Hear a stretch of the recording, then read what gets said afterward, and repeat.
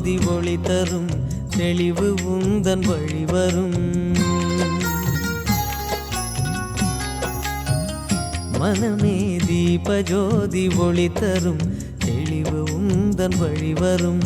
ஒளியில் வாழும் ஈசனை எண்ணி பேசு வரும் சுகம். ஒளியில் வாழும் ஈசனை எண்ணி பேசு வரும் சுகம்.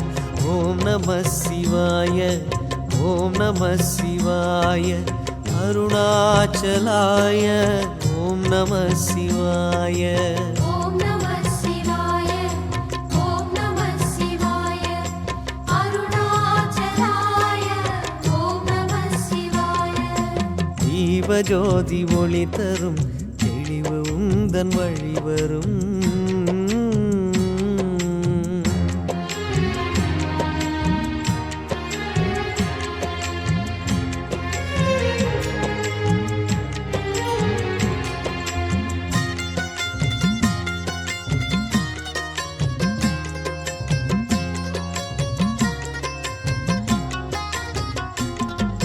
சிவனை அறிய விரும்பார் தெளிவை அறிய முடியார்.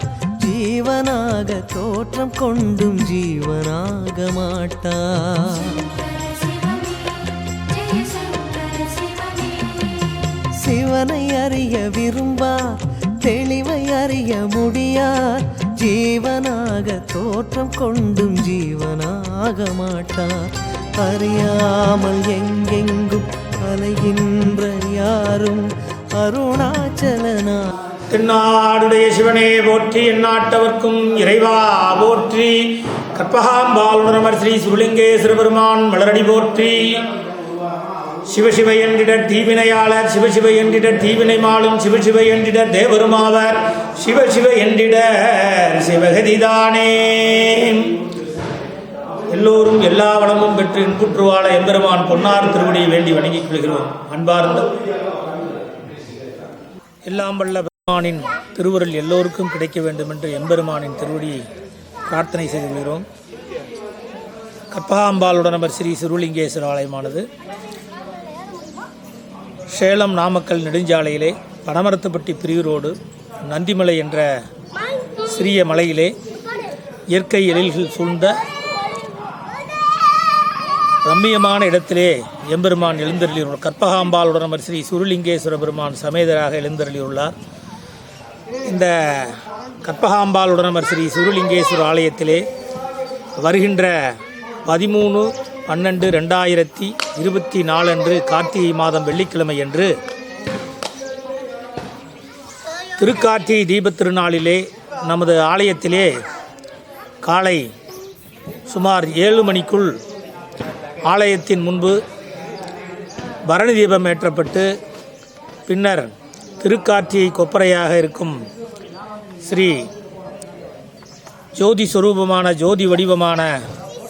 ஜோதியே வடிவமான எம்பெருமான் திருக்கார்த்திகை தீபக்கொப்பரை அழைத்து வரப்பட்டு அதன் பின்னர் மாலை 5 மணிக்கு மேல் மகா தீபக்கொப்பரையை மலைமேல் நந்திமலை ஸ்ரீ சுருலிங்கேஸ்வரர் ஆலயத்திலே வடபாகமாக இருக்கும் ஸ்ரீ நந்திமலை மேல் அந்த மகா கொப்பரை ஏற்றப்பட்டு மாலை சரியாக 6 மணிக்கு திரு கார்த்திகை தீபத் திருவிழா நடைபெற இருக்கின்றது.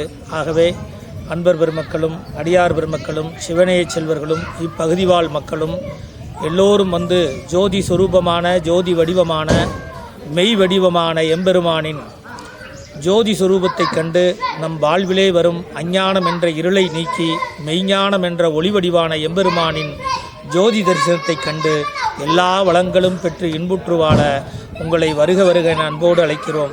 வருகின்ற 13/12/2024 வெள்ளிக்கிழமை கார்த்திகை மாதம் 28ஆம் நாள் இந்த அண்ணாமலையார் தீபமான திருக்கார்த்திகை தீபத் திருவிழா நடைபெறவுள்ளது.